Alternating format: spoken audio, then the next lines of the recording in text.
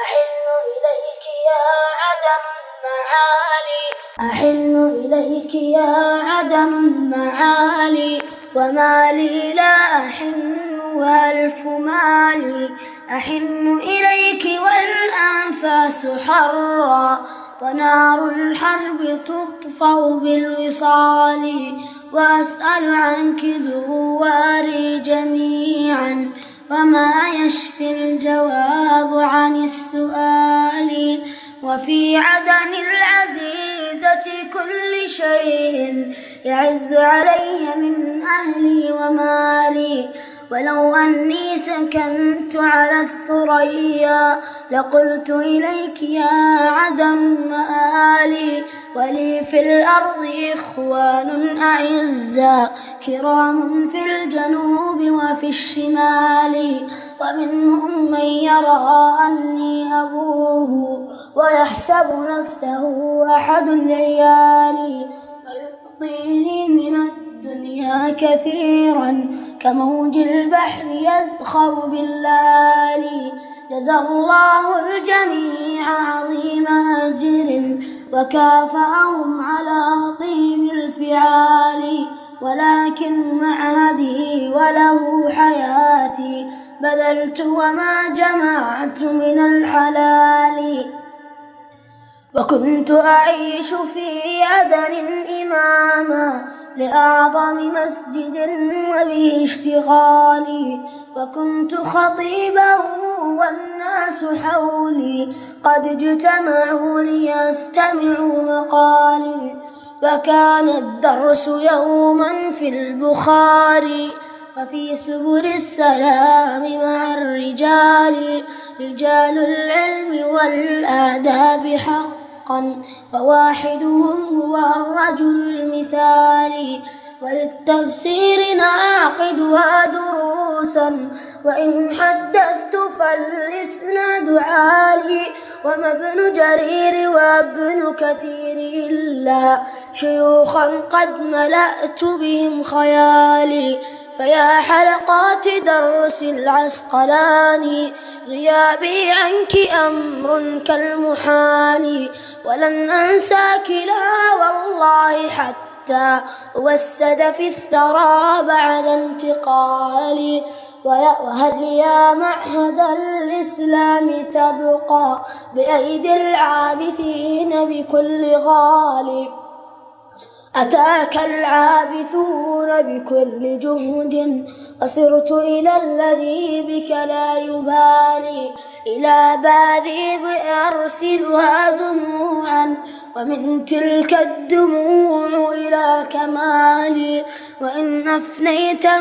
أفنيت من عيني دمعي فإن دمي سيكتب لي نضالي وحاشا أن تضيع جهود مثلي وقد أفنيت عمري في النزال وحاشا أن تضيع جهود مثلي وقد أفنيت عمري في النزال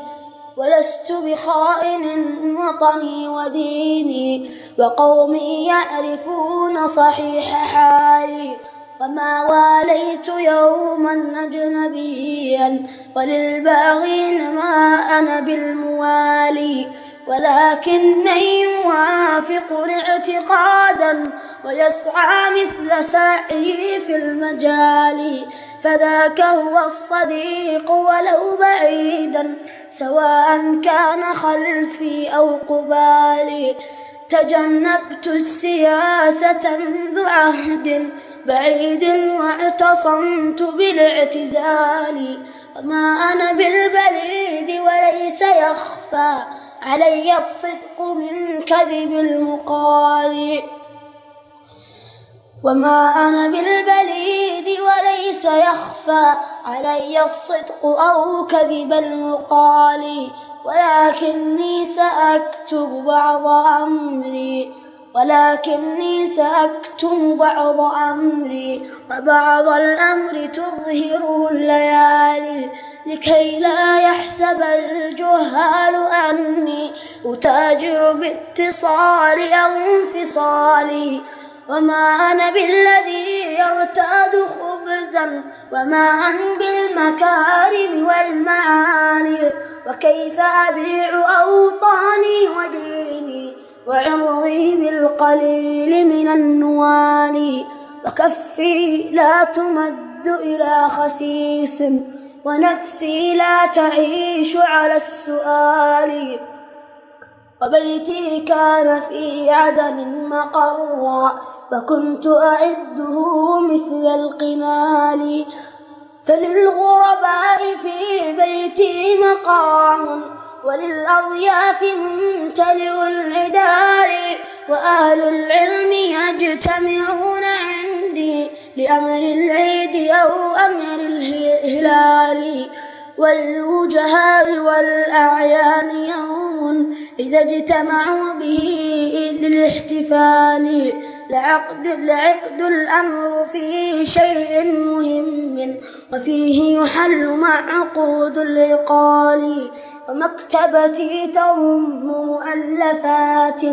لتشفينا من الداء العضال، فأين أنا وأين جميع هذا وأين القصر والغرف العوالي، وهل ستعود أيامي تخلت ويا لله أيام خوالي، نعم ستعود والدنيا بخير وأمرك نافذ يا ذا الجلال، وشأن الخير يبقى دواما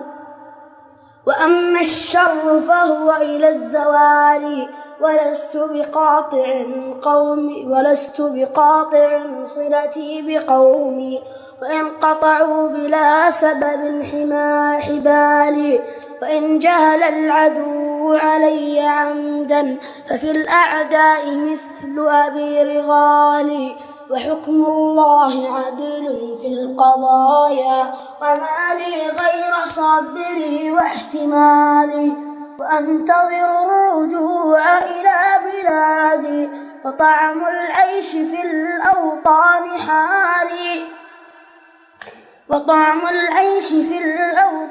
حالي، وإلا فالوداع وسوف أدعو لها بجوارحي ولسان حالي.